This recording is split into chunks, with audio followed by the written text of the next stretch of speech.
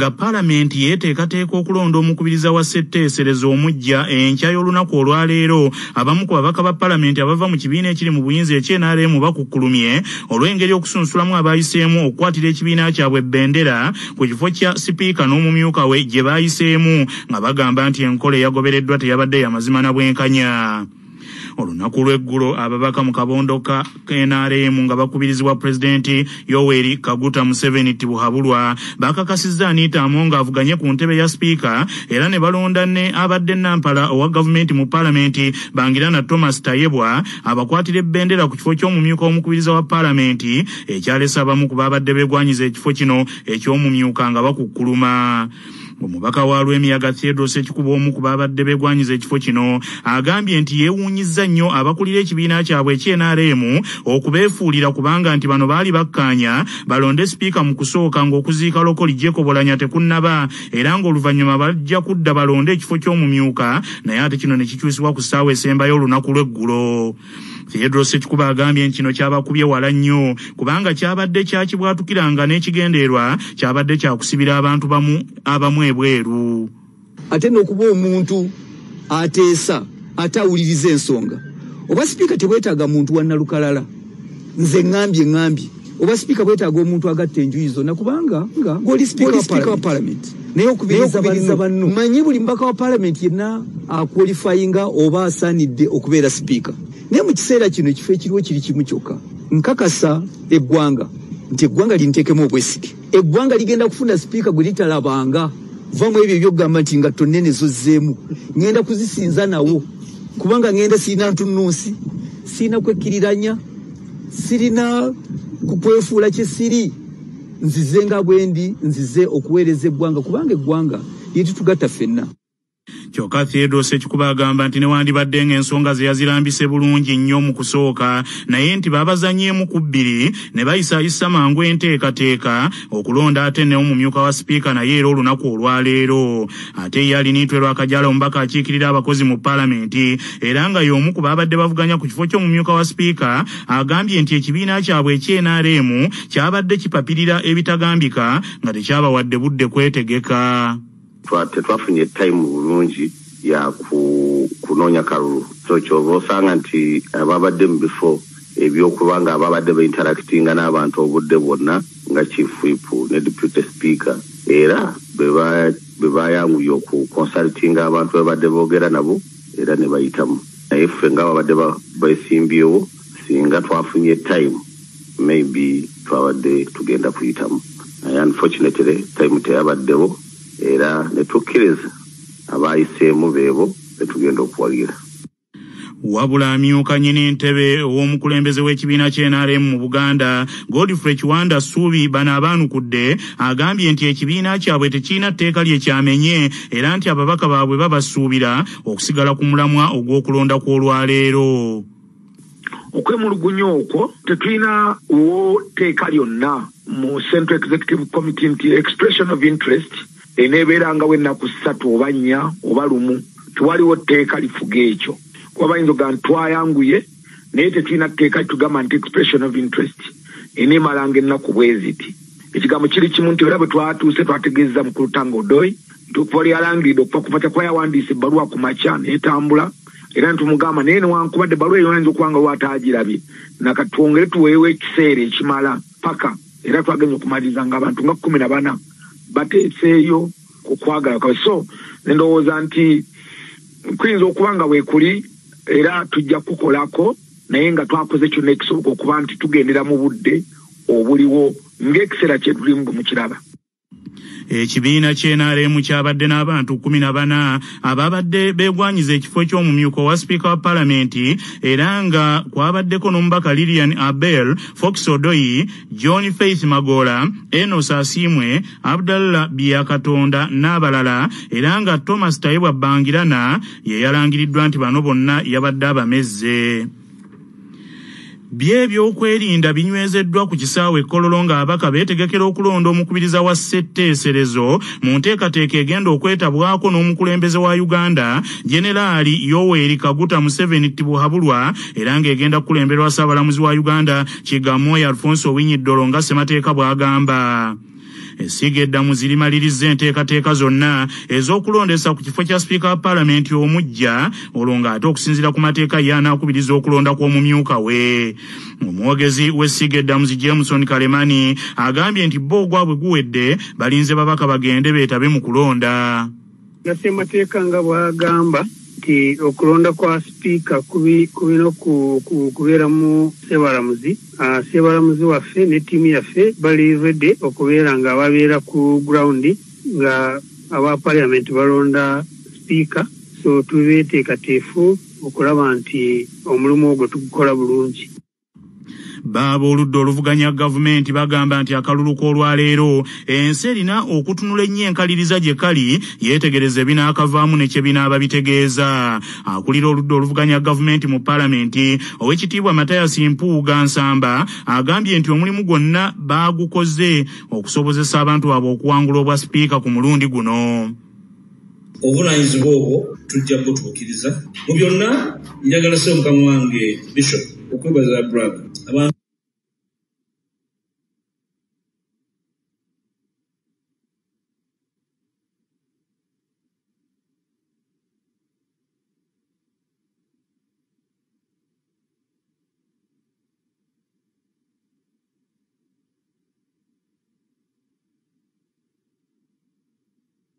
Tamiro ly'omwenge lyonna n'olireeta wakanga okunyweddewa emiri ensimbi n'ezibungumuka amazima zifunamu atunze kasooli wagagwe.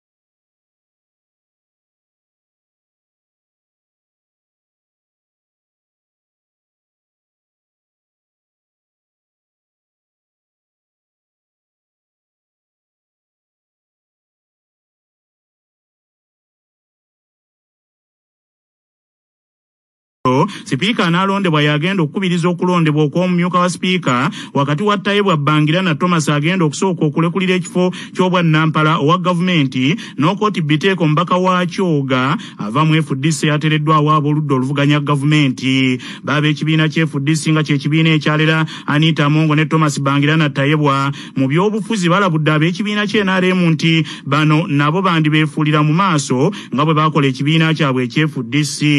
Abantu FDC beyogerako kwe kuli Anita Amongo avuganya ku kifo kya sipiika ne Bangira na Thomas Tayebwa avuganya ku kifo ky'omumyuka wa sipiika. Gavumenti y'NRM beerinyisizza mu bwangu obw'ekitalo okubakuza mu nteekateeka ez'ekibiina. Night Proscovia Salamu Musumba omu ku bakulembeze ab'oku ntikko ab'ekibiina kya FDC agambye nti yaddenga abantu baabwe bano kaakano banene mu gavumenti wabula alabudde NRM nti beegendereza abantu abava ku ludda oluvuganya obudde bwonna bayinza okuddamu okusala eddiiro. Twatendeka abantu abasobodde okuvaamu obukulembeze bwemugenda okulaba naye nga nakyo njagala okulabula ababiraba nga bwe mbiraba nti ffe abo abantu nabo baali baatuvaamu naye ebibiddirira tetubimanyi kuba naffe baatuvaamu bwe baba batuuse ku bye baali banoonya katubasabire tusabire n'eggwanga. Proscovia Night Salamu Musumba mu ngeri y'emu ajjukizza gavumenti tyetandika okwetendekera abantu baayo abaweebwa ebifo eve ku b'oludda oluvuganya gavumenti okubagulanga buli kadde. Abantu abaali abaffe okuwamba ebifo mu NRM kitegeeza nti NRM erina obunafu tetendese bantu bamala teyeetegese bakadaazi baayo original okukula mu bifo eby'obukulembeze era bwe batyo baakola abasinga okubeeramu NRM baali ba DP era DP yatendeka ne babeera aba UPC akati abaayo abaddala makerere kitwayitanga 311 be baliwa abo bwe baatendeka nga bavudde mu lutalo abaabwe kubwabwe. Manya obubona obuddo obw'eddembe lyo tonyigirizibwa ddembe lyo ery'obwebange. ddembe lya mukyala okubeera n'ebintu bye nga munnamateeka Joseph Ndawula bw'annyonnyola. Omukyala naye ayina eddembe okubeera n'ebintu ebyo ku bubwe oba mufumbo oba si mufumbo. Ate nno ne bwaba mufumbo wabeerawo ebintu ebitwalibwa okubeera ebyawaka awamu nga abafumbo bye babeera nabyo, wabula ate wasobola n'okubeerawo ebintu eby'obwannannyini okugeza ng'ettaka, amayumba g'obupangisa n'ebirala. Singa omukyala abeera mufumbo naye ne wabeerawo ebintu ebyo eby'obwannannyini byabeera yeekoledde era nga tebitwalibwanga bya famire ebyawamu, omukyala oyo waddembe okubitunda era waddembe n'okukola ekiraamo n'alaama engeri ebintu byebyo gyebyo bikwatibwamu singa aba afudde. Era omukyala waddembe okubiramira abo abantu baba asiimye.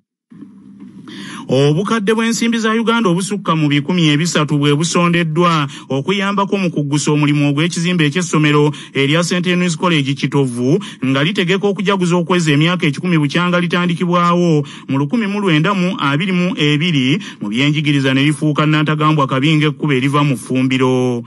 Bw'abadde nga yeetabye ku mukolo gw'okusonda ensimbi ku hoteri Africana mu Kampala mu kiro ekikeesezza olwaleero, omumyuka w'omukubiriza wa ssetteeserezo Anita Among mu bubaka bw'atissa akulira oludda oluvuganya gavumenti Mathias Mpuuga Nsamba atenderezza abayizi ku ssomero lino abalyagaliza enkulaakulana era ne basonda ensimbi ez'okwekulaakulanyiza essomero lyabwe ko n'abo abazze balikulembera olw'okwagala omulimu gwabwe. Obuvunaanyizibwa obwo tujja kutuukiriza mu byonna. Njagala ssebo mukama wange Bishop okwebaza brother. Abantu baagala emirimu n'abamanyi emirimu si bangi. Omuno gwa St. Henry's akoze bulungi. Utasiima muntu akoze omulimu omulungi. Kitovu nkulidde mu Kitovu, nkulidde mu Masaka, Kitovu w'emyaka egise n'egyaleero mwawula.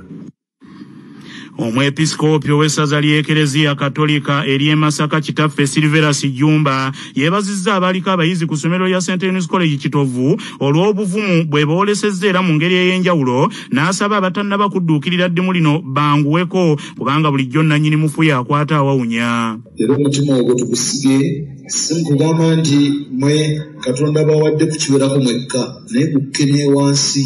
Olukumi bw'olujja mu miliyoni y'abantu siba nnyingi naye omutima gwe guteekwa okusooka okugazibwa. Njagala okwebaza management ya Hotel Africana buli lwe tujja wano okutwaniriza obulungi bwe batyo ate n'okubakubagiza okufiirwa mukadde waffe Alhaji Kibirige. Akulira essomero lya St. Henry's College Kitovu Brother Augustine Mugabo agambye nti ekijjukizo ky'ekizimbe gali kwoleka ekigenda okuwemmenta ensimbi obuwumbi 3.5 kikyatambudde mpolampola ng'obukadde bw'ensimbi 8 n'omusobyozo ezakasaasaanyizibwa naye ng'ensimbi zo zikyetaagibwa. Twatandika ne tukola project strategic planning ya myaka 10. Kati mu myaka 10 gino gye tutambudde tusobodde okukola amazzi nga National Water bateriiko abaana b'Ekitovu tebakima amazzi bweru. Amakubo gonna gaali gattaka gonna tusobodde kugateeka mu kolas. Essomero lya St. Henry's College Kitovu lyakweza emyaka 10 nga 16 ogw'omusanvu 2022 era omukulembeze wa Uganda Generali Yoweri Kaguta Museveni Tibuhabulwa yasuubirwa okubeera omugenyi omukulu. Mu katundu kaffe nze nga bwe ndaba tukuleetera abantu abagundiivu nga baddamu ebibuuzo ku nsonga ezisiiwa bannayuganda. Oluvannyuma lwa Pulezidenti Yoweri Kaguta Museveni Tibuhabulwa okukola enkyukakyuka mu babaka ba gavumenti mwe yakyusirizza abadde alasisi wa Kampala Udu Hussein, abamu ku bakulembeze b'ababodaboda n'abatembeeyi baasanyukidde enkyukakyuka ezaakoleddwa naddala wano mu Kampala ne bajaganya nga kimezezza okwenjala nti bwe siikoze waakiri nnaawuuta. Mu balala abayogedde ku kugobwa kwa Udu Hussein mu Kampala ye Mulodi Mmeeya wa Kampala Lyaji Ssaalongo Erias Lukwago eyagambye nti kino we kijjidde ng'ono baamulabula dda akyuse mu nkola y'emirimu naye ye n'agaana okubawuliriza okulabula kwabwe n'akutunuulira kizimuzimu omugole kyatunuulira ettooke etto. Mu katundu kaffe kanaaka nze nga bwe ndaba tukuleetedde abadde alasisi wa Kampala Udu Hussein nga yanukula ebibuuzo ebimubuuziddwa Alex Nsubuga ku nkyukakyuka ezaakoleddwa mwe yasindikiriddwa mu disitulikiti ey'Eyumbe, abamu kye bagamba nti kyalaze nti yassiddwa amadaala. Mukulu Udu oluvannyuma lwa pulezidenti okukola enkyukakyuka abantu ab'enjawulo bavuddeyo ne bagamba nti baakulabula dda nti by'ozza okola byolekedde okukuleetera obuzibu omu ku bo yabadde Lord Mayor oyanukula otya abantu abo era ne Lord Mayor wa Ddembe okuinterpretinga transfer bwatyo ebintu byonna byenzize nkola mu Kampala mbikoze ndi soba sirina kye nejjusa wadde n'ekimu. Of course ensonga gye ndowooza nti banfuna bubi ensonga y'aba street preachers. Si bokka abantu bagamba nti ozooyisa ebiragiro bingi were bajjako eddembe lyabwe ng'ekiriwa ekyokugoba ababuulizi b'enjiri ate olagira n'okola U-turn. Ekyokugoba ababuulizi b'enjiri ekyo kyo saakitegeeza. Abaakifuna ne bakitwala bulala abo bo nabakwasa Mukama naye nga naba pastors bangi nayogera nabo ne mbannyonnyola. Naye of course ensonga y'aba street preachers abamu bakitwala emotionally kati oli agenda n'akusabira n'okusabira gwe era wowowowo era abamu bagamba nti kyekyakuviiriddeko obuzibu okugobwa mu Kampala. Yumbe gye ŋŋenda eri part of Uganda kati oli ye alina endowooza nti ekyo kyavuddeko n'enva mu Kampala oyo abeera mulalu. Mukulu Food biki by'ojjusa by'otakoze mu Kampala mu kiseera ky'obaddeko? Ensonga ya street hawking and vending wadde eringa eteredde mbadde ngenda kulemerako okutuusa nga baviiriddeko ddala.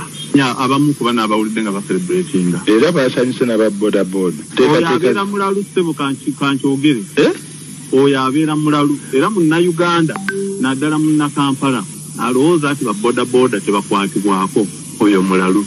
I cannot be part of that nonsense. I can be there to tolerate nonsense because njagala bampita omulungi oba bankumire mu Kampala. Nze bwe najja mu Kampala sajja kubeera mu Kampala forever. Najja kubeera mu Kampala for a season and for a reason. Eyo season eyinza okubeera ya mwaka gumu oba myaka ebiri oba myaka esatu. Ate naye kira president waba atukyusiza takukyusiza nti kuba takwagala. N'abalala yabaleseewo abeerubaga n'abalala. Anti kakati businze transfers ziri part and parcel of the governance system. Era bw'obeera mu kifo ng'oli static oba ng'olina obuzibu oyinza okwesanga either ogendako wamama fiina oba olina b'ofugirira ssente ne bakuzannyira akazannyo. So kati kaŋŋendeko eyumbe buli muntu gy'amanyi nti wabi. Oyanokola oti abaana bagamba nti eringa demotion okuva mu capital city okudda mu district ey'omukyalo. Of course for certain hidden motives tomanya wayinza okuba nga waliwo abaagipushinga tomanya era bannayumbe baneesunga ngenda kukolayo oba nkolayo mwezi gumu oba nkolayo mwaka gumu oba nkolayo myaka 5 ngenda kugenda. Mukulu Hood obuzibu ki obuli mu Kampala ne ba RCCs kubanga buli ajja agenda mu geri eryawo olubakyusa nga abantu batandika okukuba embuuto. Buzibu ki mu ofiisi omwo? Si buzibu ndowooza y'abantu. Abantu balowooza bw'ova bakugjeewo buzibu kati nga naawe bw'obuuza. Twalabye ababodaboda basanyuka nti Hudu agenze tumonye. Abatembeeyi basanyuka Hudu agenze tumonye. Embeera eyo eraga ki? Singa nvudde Kampala nga tewali ebyogerwa nandibadde so concerned. Naye society erimu abantu abalina endowooza ez'enjawulo. So kati mulimu abakaaba lwaki toboogerako abo lwaki weesibye ennyo ku abo bokka abagamba tumuwonye. Kyogamba gwe oyagala kubeera honest nti tolina gw'osanze n'akugamba nti bannaye batukoze bubi.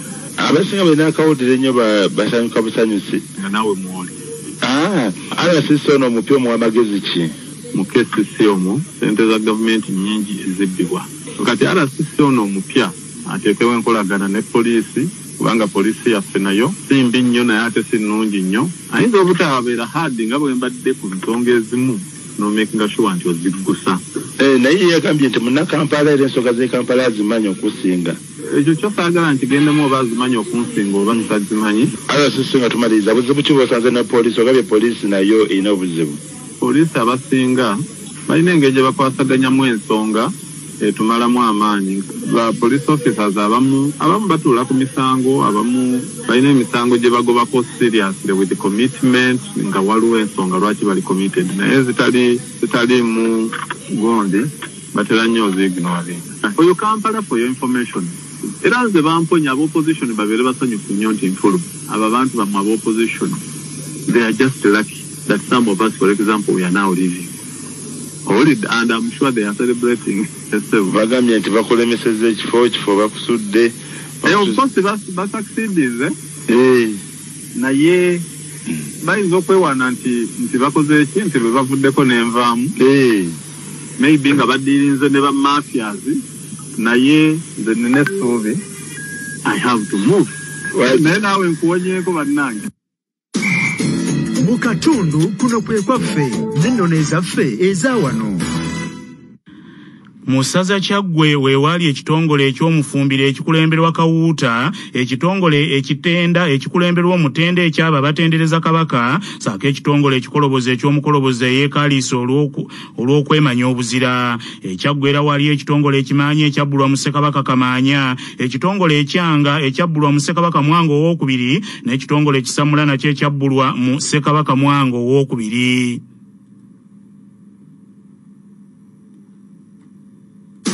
Amawulire g'ebyemizannyo mu mawulire gaffe agacya basafama gaagano.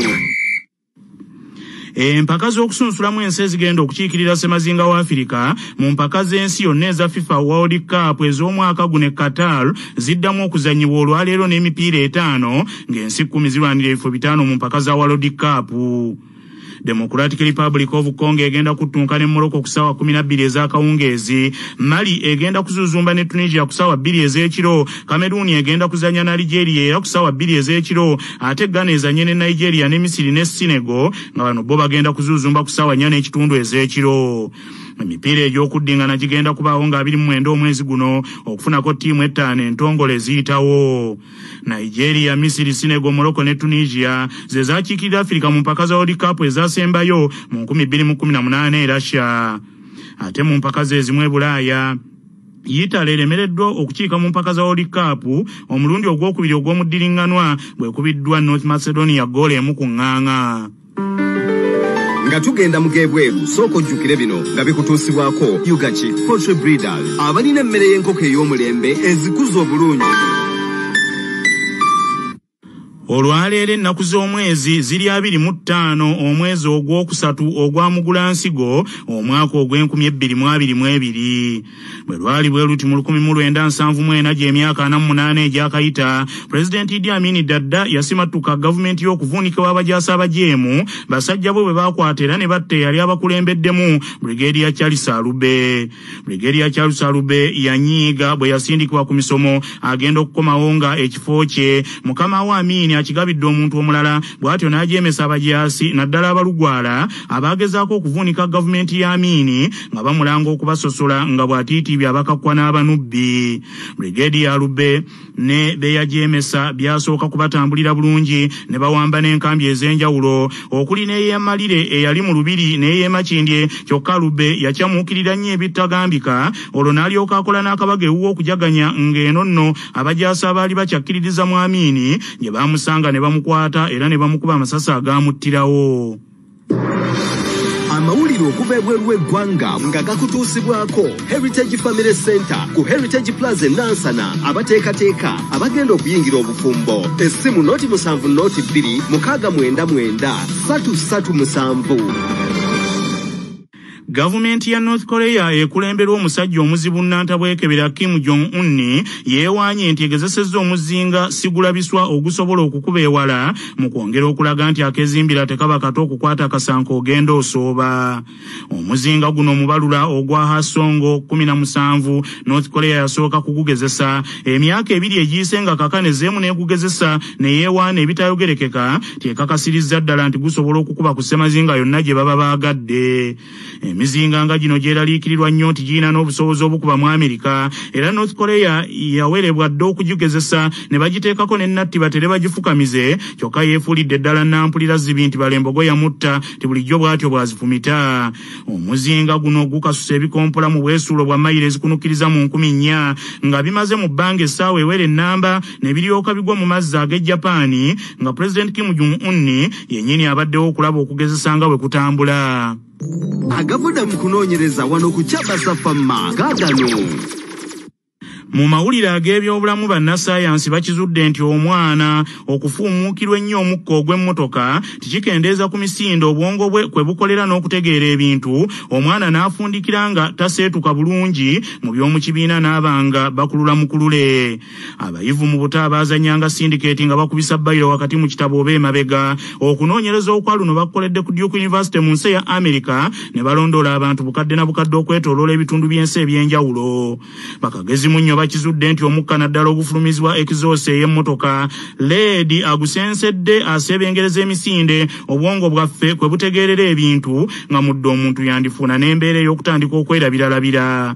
Abadde omusaale mu kunoonyereza kwa luno omugezi Dr. Aaron Ruben agambye nti ebirungo bino mu booteeza bwongo ebya leedi olumu tubinywera ne mu mazzi saako okubisika mu mukka oguva mu muliro nga bwekito mu bitundu gye bookya ennyo empiira kyeva tetera kubaayo nnyo ba bwongo bulasa nnyo. Bannaffe amawulire ag'essaawa eno tangamalirize mu bufunze.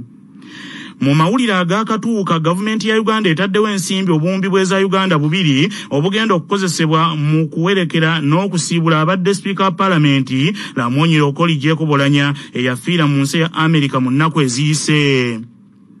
Ebyokwerinda binywezeddwa ku kisaawe Kololo ng'abaka ba paalamenti beetegekera olunaku olwaleero okulonda sipiika wa paalamenti mu nteekateeka egenda okwetabwamu omukulembeze wa Uganda General Yoweri Kaguta Museveni Tibwabulwa ng'egenda kukulemberwamu Ssaabalamuzi Kyagumoyo Alfonso Owiny-Dollo.